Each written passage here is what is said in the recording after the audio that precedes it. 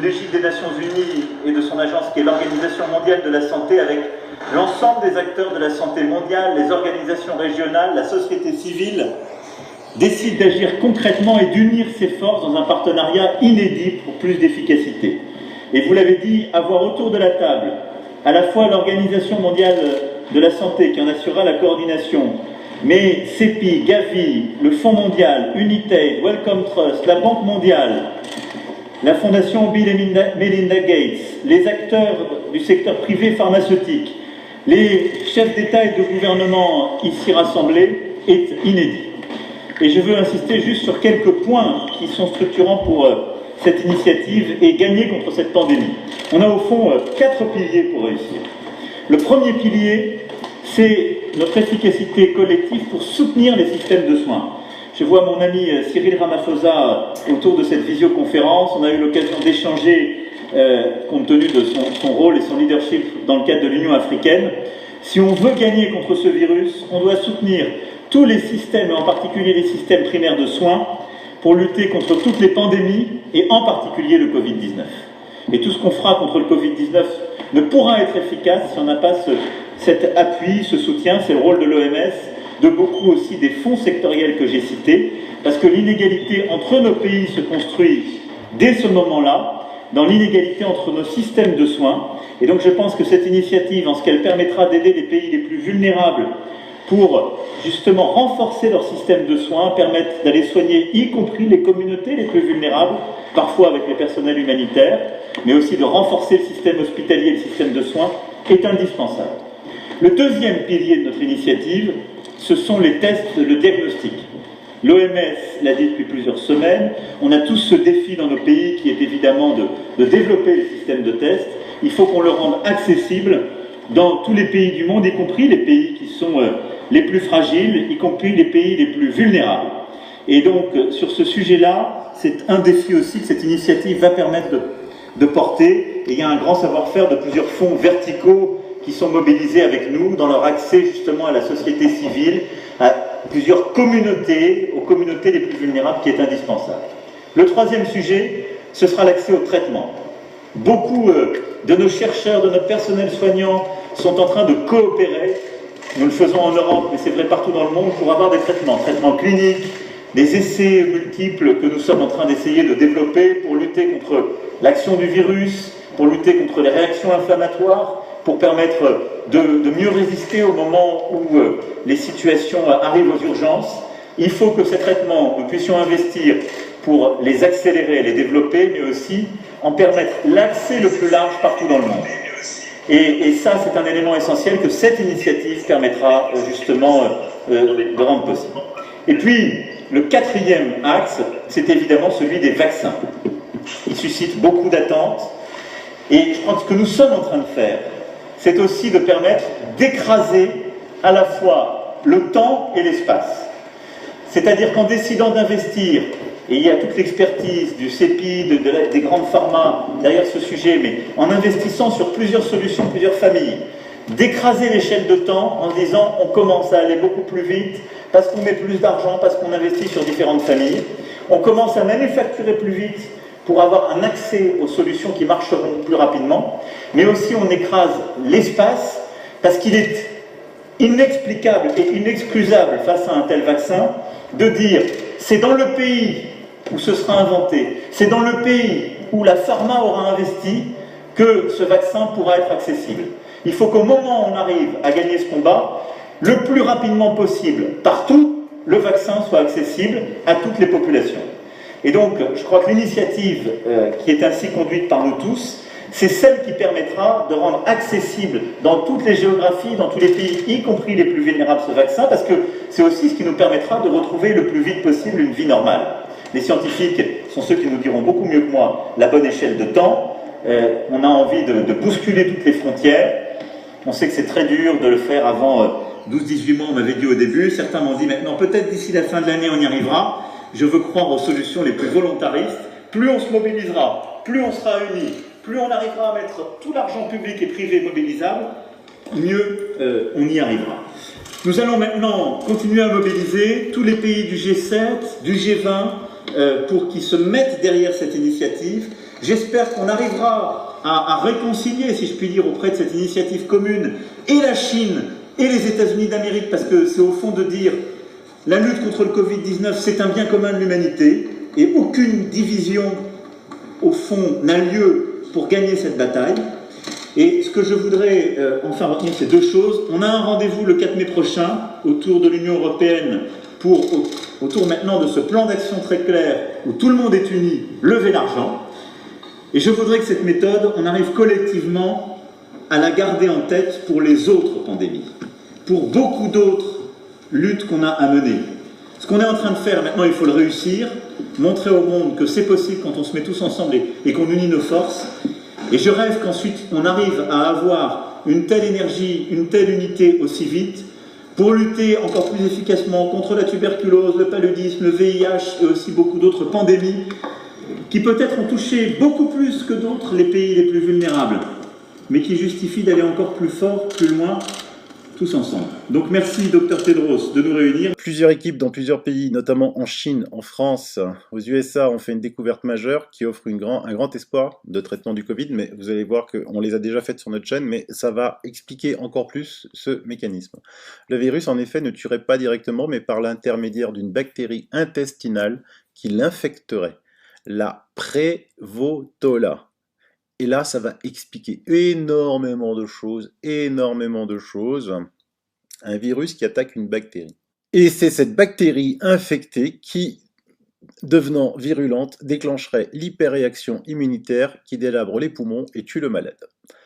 Ça expliquerait pourquoi le traitement du docteur Raoult, on y reviendra dans l'émission, utilisant un antibiotique, l'azithromycine, et plus encore celui du docteur Sabine Pallière-Franco, qu'on a été le premier sur cette chaîne à montrer, qui préconise une double antibiothérapie, macrolide et C3G, je le rappelle, fonctionne.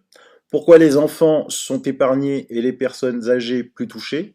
Car la Provetella est quasiment absente de la flore intestinale enfantine, mais hélas de plus en plus présente avec l'âge. Pourquoi les gens qui sont obèses sont beaucoup plus touchés? Parce que leur flore intestinale est déséquilibrée et contient beaucoup de Prévotella. Pourquoi des complications pulmonaires se déclenchent alors qu'on ne retrouve pratiquement plus de Covid dans l'appareil respiratoire? C'est la bactérie qui est infectée par le virus. On a retrouvé ça dans les selles contenant l'ARN du Covid et parfois même des virus vivants, prenant le relais de son attaque initiale qui est bénigne, de manière beaucoup plus dramatique en déclenchant l'hyperréaction immunitaire inflammatoire qui noie les poumons. Et ça explique pourquoi le virus peut réapparaître chez un patient guéri, avec alternance de positivité et de négativité dans les tests. Ça, on l'a vu plusieurs fois, que ce soit en Italie, en Chine, dans mon émission, car la bactérie toujours présente dans la flore intestinale en reste l'hôte et peut le relarguer à tout moment. Et donc, on tient une confirmation de l'intérêt de l'azithromycine comme thérapie curative à prescrire dès le début de l'infection, c'est ce que disait le professeur Raoult depuis maintenant 2 mois, et même une piste prometteuse pour traiter préventivement les infections graves, ce traitement passant par le rétablissement d'une flore intestinale saine qui neutralise la Prévotella par la prescription de probiotiques, c'est-à-dire d'une bonne flore intestinale. Il est clair que cette piste thérapeutique ultra prometteuse bon marché rendrait alors caduque l'utilisation du vaccin. Bye bye Bill. De découverte aléatoire et onéreuse, ce qui réunirait donc encore les espoirs lucratifs de Gilead et de ses lobbyistes après l'échec patent de leurs antiviraux. Donc, dont on ne parle plus trop. L'OMS qui avait dit que le remdesivir, mais ils l'avaient fait pareil pour Ebola, allait être le médicament miracle. À chaque fois, ils se gourrent, chaque fois, ils se trompent. Et nous, on paye des milliards nos impôts, ces incapables de l'OMS, pour raconter des conneries. Donc, plusieurs malades ont payé le prix de leur vie, et ça, je le dis depuis 1 mois, se sont révélés catastrophiques, tant en termes d'efficacité que de toxicité. Il est probable aussi que des médias aux ordres qui avaient lynché Raoult parce qu'il laissait entrevoir cette piste thérapeutique bon marché qui concurrencerait leurs antiviraux, dont ils attendaient de gros retours financiers, nous taisent cette découverte majeure et qu'en revanche, ils nous serinent maintenant à temps et à contre-temps que leur vaccin, qui est loin d'être au point et qu'il faudra refaire peut-être chaque année comme celui de la grippe, est la seule solution. A priori, les traitements du professeur Raoult et celui du médecin Sabine Pallière fonctionnent. Seulement, cela ne ferait pas la richesse des laboratoires. Donc ça, c'est ce qui change chez les médecins. C'est un médecin qui l'écrit. Je vous mets dans le descriptif. Tout ce que je vais dire est dans le descriptif de l'émission. Hein, je n'invente rien. Covid-19, la piste du microbiote vers un nouveau paradigme qui date du 8 avril. Donc là, ça explique tout. Pourquoi les personnes âgées sont atteintes. Ça explique comment le virus infecte comment le virus infecte la bactérie. Ça explique pourquoi tout d'un coup cette charge virale explose et qu'on ne l'expliquait pas.